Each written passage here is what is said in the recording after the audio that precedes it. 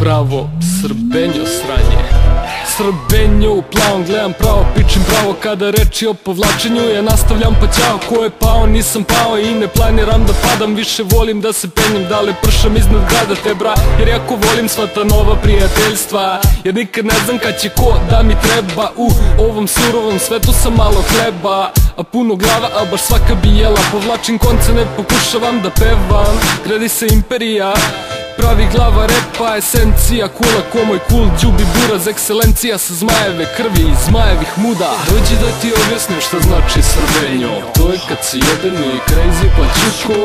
To je kad se krštiš samo s 3 prsta. To je kada staviš caj i za sve te boli kurac i žija. Dođi da vidiš šta znači srbenjo. To je kad si jedan i crazy pa čuko.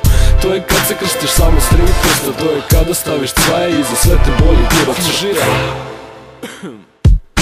Ja sam srbenjo, crazy pačuko, serbijano loko sa šeširom i sa bundom. Ja sam srbenjo i Boško je srbenjo, i Fex i on je definicija srbenjo. Shoutout za ceo beogradski geto i Pančevo, Obrenovac i svako slično mesto gde ljudi kapiraju čemu im pričam. Ljudi su ludi, eto to mi se sviđa. Nisam banderos, ali probat ću da pevam. Marijači me kompanju, živim posle kraja sveta. Novo doba, nova dela, haha. Vreme da vaskrsne, ova rap priča cela je. Gde stanu muda u tim uskim pantalonama. Zajebi sveg, brate, vrati se do korena. Shoutout za repera što snimaju do znoja. Al kad reči o srbenju, sranju, Srbija je moje srbenjo. Dođi da ti objasnim šta znači srbenjo. To je kad si jedan i crazy pa čuko.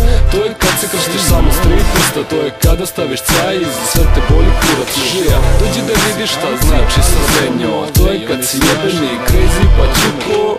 To je kad se krštiš samo s 3 prsta. To je kada staviš caj i za sve te boli kurac i žija.